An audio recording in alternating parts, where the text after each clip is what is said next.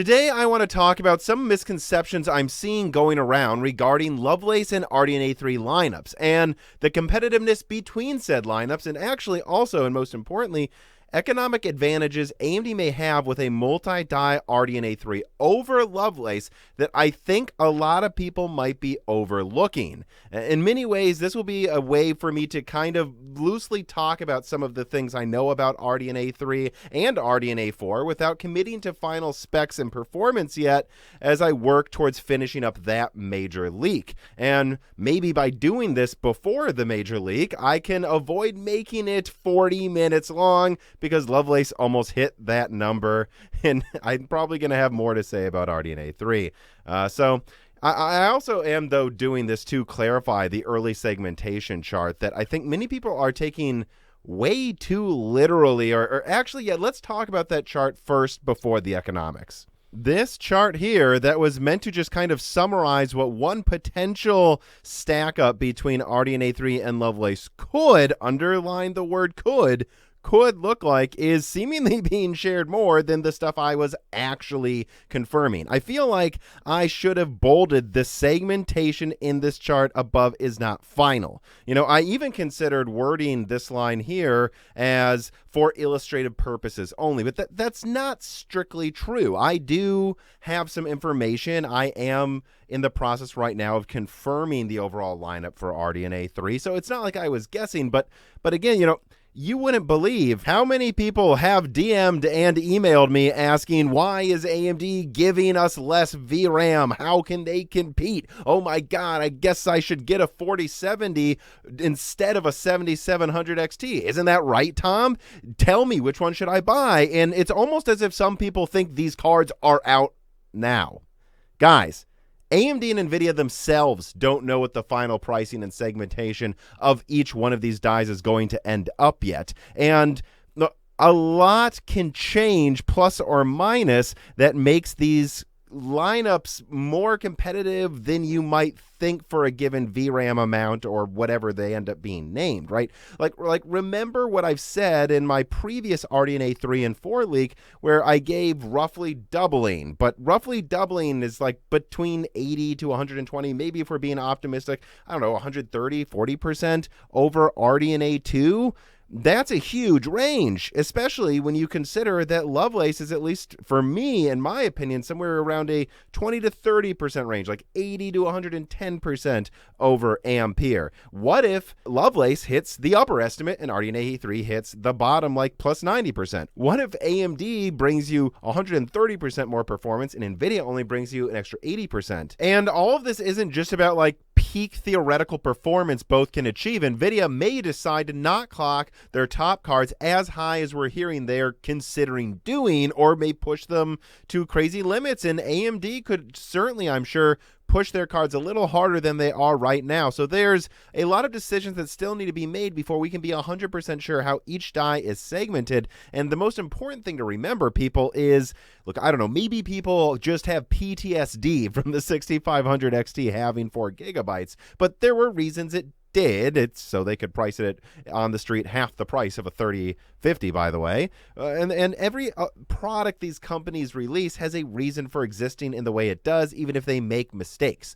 They're not just going to launch some card with half as much VRAM as you expected without a good reason. And in fact, I actually think the best way to illustrate my point is to just give several examples of how things can shift and change here. And again, remember that just because something's on the same row doesn't mean it's the same performance. Like right now, even just with existing lineups, Nvidia priced the 3070 Ti above the 6800, and it's certainly not stronger and has half the VRAM. So weird things can happen, but that card was launched in a time where everything you put on the shelf sells, and they were just depending on their brand name. That could happen here. So like if we look at this chart, yeah, okay, so there's a 4060 Ti here next to a 7700 XT, and a lot of people freaked out about that.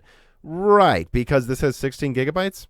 What if the 7700 XT is 20% stronger and costs $400, and this is $450? So you're spending an extra $50 for 20% less performance, maybe even more power usage, and I guess you get double the RAM? Or what if the 7700 XT actually ends up as strong as a 4070 and is 400, and then this big 16 gigabyte card is 600? You're not going to save $200 to have something that's about the same performance?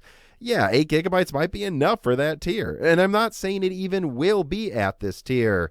I think people are getting fixated on names when this card right here could very easily be the 7600 XT, and the 7700 XT is, I don't know, there just isn't a 7800. I would actually argue AMD didn't need the RX 6800. They kind of stopped making it and it seemed redundant. So maybe there is no 7800. Maybe there's just a 7700 XT with 12 gigabytes, and then maybe they give the 7800 XT 24 gigabytes.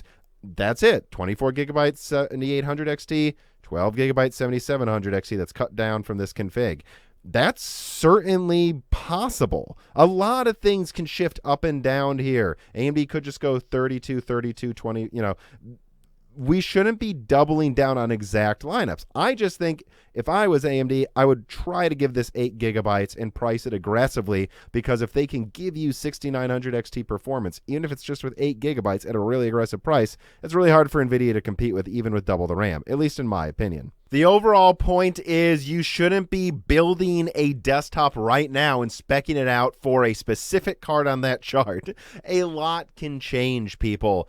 And the overall point I was illustrating by showing that chart wasn't that every little thing in that chart is exactly what I think is going to happen. It was saying, even if AMD takes the performance crown with RDNA 3, like I think they will, there is a world, or plenty of worlds I can see, where Nvidia manages to make a lineup that looks competitive compared to AMD, even with more power usage and less performance. They have things they can do with VRAM. They maybe have a ray tracing advantage, a DLSS advantage, and AMD might get a little cocky with how they price their products. Now, this is usually when a lot of people will jump in and go, well, so if it's going to come down to pricing, because it's MCM, doesn't that mean AMD has a pricing disadvantage? Is that why you think they might give you less VRAM? And my answer actually is not necessarily. I think that there are advantages AMD has in how they can price RDNA 3 because of the cost to produce it versus Lovelace that may actually give them a pricing advantage in several segments. And I want to talk about this because when most companies move to a new technology, most of the time, half of it is, or most of it is, oh, it's because we got a ton more performance. But almost always a major component of why they move to a new node, a new technology, is because they found a way to give you the same level of performance for at least a similar level of pricing, and they wouldn't be moving to a new technology if it cost them way more money and the competitor could just use something else older or less advanced and beat them at everything. Like that's silly. That's not what these companies do. They want to bring you top performance and have a reason to charge more for it, but they also want to make sure they don't go crazy with spending. And I want to explain this pricing advantage I believe AMD could have with RDNA 3, but first, an ad from a sponsor. I may not be able to stop Reese from monitoring me, but I can protect myself while I'm online. Today's video is brought to you by Atlas VPN. It's 2022, and I would assume you want to start the year off right, don't you?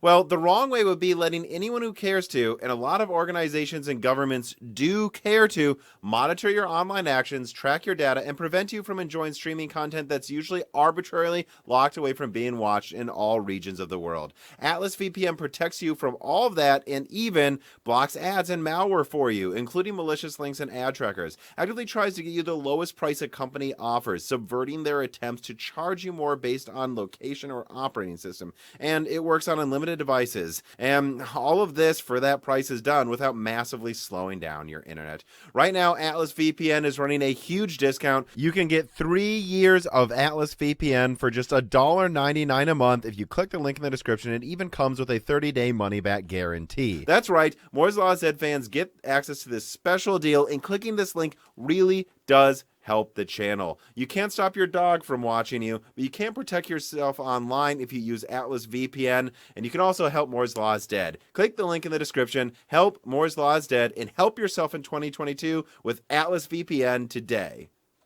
All right, the economics. There's one thing I want to say first before talking about AMD, and that's talking about how Nvidia had legitimate reasons for going with a monolithic architecture again with Lovelace, despite maybe knowing AMD was trying to get multi-die working. Look, at the end of the day, TSMC is having excellent yields. Half of the reason, at least I believe, AMD went with chiplets with their Ryzen lineup was in anticipation of 7 nanometer and later nodes potentially having bad yields at the start of generations. Remember, the overall Zen 2 architecture was designed around the very end of the 28 nanometer era that lasted way too long and due to massive yield problems on 20 nanometer that actually forced most of these high performance graphics companies to skip 20 nanometer and just go with 16/14 nanometer right from 28 nanometer. And in fact, 28 nanometer wasn't devoid of problems either. There were plenty of yield problems early on in the 28 nanometer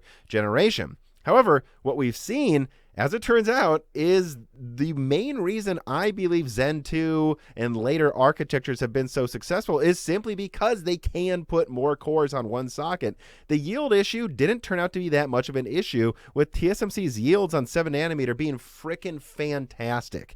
And 5 nanometer is looking even better, with TSMC reporting better yields for 5 nanometer now than 7 nanometer had in the same point in that node's life, and 5 nanometer projected very soon to hit better yields than 7 nanometer will ever hit, no matter how much time you give it. It's common sense that AMD and Nvidia would change the way they think about building their architectures if they know yields will be this good on upcoming nodes for the next 3 to 5 years. You can kind of see how this thinking shifted, at least for Nvidia. They've always liked making big die sizes, but really Pascal was quite area efficient for Nvidia. And then once they saw the fantastic yields, well, we just got these gigantic dies like for Volta and Turing, and arguably also for Ampere. That is still really, really a big monolithic die with GA102. So you can see why Nvidia is doing this, though. It is allowing them to hit high levels of both compute and gaming with these huge die sizes. If yields aren't a giant issue, but they're always an issue, if they're not a giant issue, then you avoid a lot of bandwidth and latency penalties that way affect graphics cards more than processors, unless you're just doing highly parallelized, like super compute stuff like the MI250X, which has its own ways of solving the bandwidth issue. But it's not a gaming chip, and it would have massive penalties if it tried to, even if they have a fast interconnect between them. It's probably not fast enough yet. And I think that's what Nvidia assumed, that the only way AMD is going to do this is by making something more expensive that consumes a bunch of energy anyways because of all the data being sent and forth between multiple chiplets. And Nvidia probably assumed the power usage of RDNA 3 MCM would just be 560 watts like CDNA 2, and then Lovelace could just be a 450 watt card with the same performance. Maybe we'll keep the very tippy top. AMD will have better yields in the upper high end, but we'll have better cards in the lower high end. Whatever, we're going to do just fine. There's no way AMD is going to organize the next generation of MCM products in a more efficient way, right? Well, I think they might. Now, I'm not quite ready to double down on the exact specs and configuration of RDNA 3 just yet, but I'm getting pretty close. I just need to confirm a few more things. But at this point, whether you have inside sources or not, I think you can just see from what's already been publicly basically confirmed that, well, an AMD employee has said he was working on a Navi 31 and 32 configuration, and it shared 5 nanometer and 6 nanometer technologies. And this guy didn't just delete this post, he deleted his LinkedIn account. So yeah, that's probably legit. And now when I look at that, and then I also combine that with something I've already talked about multiple times, which is that I do know there was a monolithic RDNA 3 design that's years old that they never went with, right? It was, to my memory, like a 96 compute unit thing on 5 nanometer with a 384-bit bus, clocked a lot faster with extra infinity cache. And you can see why, if you weren't sure you would get 3D stacked cache working well, or at least multi-die, GPU scaling well, that you would just go with that, right? It's just a little more compute units than RDNA 2, like 50% more bandwidth, and it's clocked really fast. And games love fast clock speeds. That is the kind of default iteration to go from RDNA 2 to RDNA 3. But as I've said in a lot of leaks last year, around the end of 2020 is when AMD got Vcache working in a mass manufacturable way. They had prototypes with Vcache on them since Zen 2, and they've said this publicly. But the problem was that, well, their Zen 2 and Zen 3 yields were fine, and they could make the Vcache layer fine. Putting that layer on a Ryzen die was destroying a lot of them. Like, they were getting pretty horrific yields in packaging. Once they figured out that packaging, though, they showed off a 3D stacked Zen 3 chip, and everyone I talked to behind the scenes started getting really cocky about RDNA 3's performance, with beating 50% and now being way too conservative for it's probably going to be near double or more, and that is because, well, they've managed to find a way to have multi-die GPUs have enough bandwidth to communicate, and it's somehow linked to getting Vcache working. Now, is it because they are just literally putting Vcache on RDNA 3? I'm not ready to confirm that just yet, and I would point out that there are clearly some thermal issues with doing that with the 5800X3D, with AMD asking motherboard manufacturers to not allow overclocking. So for a gaming GPU, I'm not so sure that's just what they're doing. But at the very least, they found a way to make multiple chiplets communicate well with a bunch of cache. And that is key to making MCM RDNA 3 ready for prime time and better than a monolithic design. AMD had a monolithic alternative that I believe would have been competitive with Lovelace even if it didn't win. It would have been pretty close. So why would they go with something else unless it has greater benefits, not just in performance, but also in cost, right? Look at what's been leaked about the Navi lineup. It seems like Navi 33 is monolithic in 6 nanometer. The way I would describe it is kind of analogous to comparing the 6600 XT to the 5700 XT, except now it's a 6900 XT. They're using an updated version of the same node, and they're trying to bring you the same performance in a smaller die size through a newer architecture with faster clocks. That's what Navi 33 is, kind of a little version of what the original RDNA 3 was probably going to be. The MCM versions are there above that, above 6900 XT performance, because I think they're going to be cheaper to make than Nvidia expected. Yes, this advanced packaging and manufacturing on a cutting-edge 5 nanometer node isn't going to be cheap. I believe the floor in Navi 32 pricing, for example, is probably going to dictate that you're not seeing any Navi 32 product below $500 if I had to guess. But at the same time, 5 nanometer is what's expensive, right? Well, if you're going to have an I/O die of some sort on 6 nanometer, presumably with a bunch of cache on it too, you're going to want to move as much of the cache and I/O off of there as you can to make the 5 nanometer die as small as possible, and therefore minimize how much you're spending on the most performant part of the die, right? So here's Navi 21. Look how much of this is wasted on I/O and cache that scales just fine if left on 6 nanometer. I honestly think you could probably remove like 20 to 40% of Navi 21 if you just move that off to another die. And if you get the performance penalty to an area where it's not a big deal, you definitely want to do that.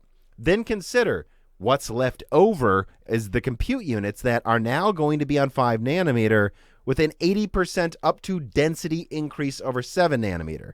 Think about how small the compute part of RDNA 3's design might be. That is what I believe Nvidia underestimated, and that is what I believe a lot of the community might be missing right now, how small the compute portions of this could be, because why wouldn't they be? You would want to move off as much cache and I/O as you can. I assume there's still going to be some cache, maybe even a decent chunk of infinity cache on the compute dies, but you're going to save some die space, and you're putting it on a node where you can cut down the size by at least a third, if not in half. And then consider what that would mean for yields. So here's an example silicon wafer, right? If instead of having, I don't know, let's just say it would have been like a 600 millimeter squared or 500 millimeter squared 5 nanometer die that's wasting like a third of its space on stuff you could have left on 6 nanometer, and then it's 2 compute unit dies, not 1. So you cut that in half again. I mean, we're talking about mid-range sized graphics card dies at most, maybe almost borderline low-end die size, because it's just the compute units that take up only a few millimeters squared of die space per compute unit. You could have, you're still going to have the same amount of defects, as an AMD employee explained to me recently offline, by the way.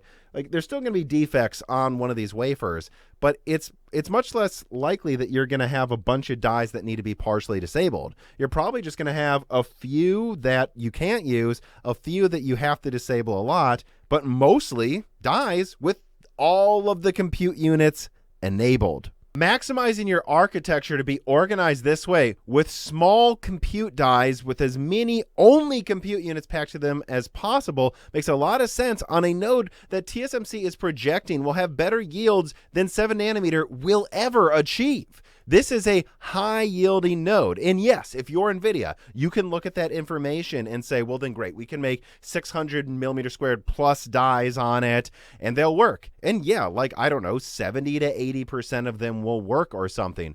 But there will be defects on like half of your yields or something that aren't requiring you to disable SMs maybe, but means some of the SMs in Lovelace will not be able to achieve the same clock speeds as other SMs in the same die that require less voltage, meaning you're just going to have to clock the whole thing overall with more voltage than you would if you were dividing it up into smaller golden sample dies. This is a huge advantage for AMD. In fact, I could see Navi 31's kind of segmentation being a very limited run of a partially disabled dual. So let's say there's, like 7,600 stream processors in each little compute die. Let's say that you disable 10% of both of them, clock it a little slower, and that's, I don't know, what the 7800 or 7900 XT is. You could see a 7950 XT have all of the compute units enabled, but just be at like, I don't know, RDNA 2 clock speeds are a little slower, but then also have all of these perfect clocking samples for a 7970 XT clocked to the moon, meaning that many more of your yields are perfectly enabled compute units, and some of them can have all of their compute units clocked faster than otherwise with a giant monolithic design that Nvidia is using that wastes a bunch of its space on I/O, and that for sure is just not going to reach peak theoretical potential clock speeds with the overwhelming majority of the yield. Yes, AMD needs to pay for more expensive packaging between multiple nodes most likely, but they can use cheaper board designs. They can use cheaper cooling for the same performance as Lovelace. And the fact that they've minimized how much of a given RDNA 3 card is made up of the 70% more expensive per wafer 5 nanometer node means the actual overall silicon cost with Nvidia might not be as much as you think. And so here's what I think about the whole lineup when it comes to pricing with Lovelace and RDNA 3 based on thinking about this kind of stuff for a while. Like, again, the floor in pricing for like Navi 32 is definitely like $500 or so or higher, probably. And the floor in pricing for Navi 31 might be like $700, $800. Like, you're not going to get something cheaper than that. But also that means that they don't really need to cost more than $1,000. They can very, very easily control board power, like, and everything about it in a way that Lovelace is going to have tons of different binning, and the whole thing's expensive 5 nanometer. So I think the upper estimate for what it would cost to make the top RDNA 3 card might not be any more than the top Lovelace card.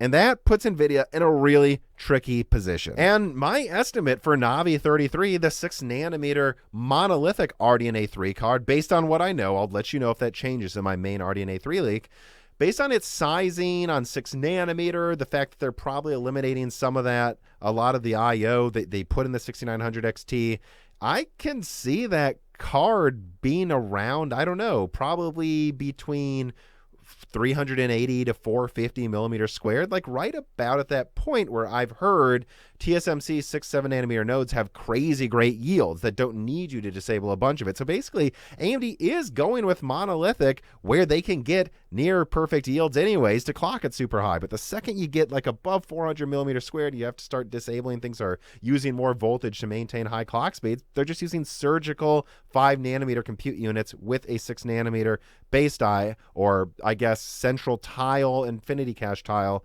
most likely. And indeed, then, if there's probably not a huge pricing advantage at all levels from Nvidia, and they're both going to use enough VRAM, I think, for whatever they price their cards at, they're probably both coming out around Q3, at least with paper launches, then I think it's most likely going to come down to DLSS and ray tracing for who has the better product. Can AMD neutralize DLSS? Maybe. I mean, they might announce an FSR 2.0 that makes it a moot point. And the ray tracing I've heard about for RDNA 3 sounds just as impressive as what I've heard about Lovelace. And so again, this is going to be a pretty competitive lineup coming up. Even if Nvidia is blindsided, they're going to do what they can to be competitive. And AMD, even if they have an advantage, it's not going to be at the expense of every other metric like price. So yeah, I guess look out for my upcoming RDNA 3 leak. I'm trying to confirm really specific things about its design before I move forward with it because, well, I have seen a future product and it's absolutely insane. But I do think it might be distant enough out that it might actually have more of an indication on how RDNA 4 is designed than RDNA 3, and I need to confirm that. But that video is coming.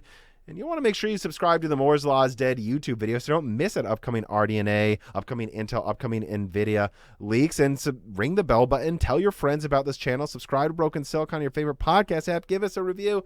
And if you can, if you have the extra money, like $2 or $4 a month, consider supporting Moore's Law is Dead on Patreon. You'll get early, ad-free access and premium content that no one else gets, like Die Shrink. New one came out today, only for patrons.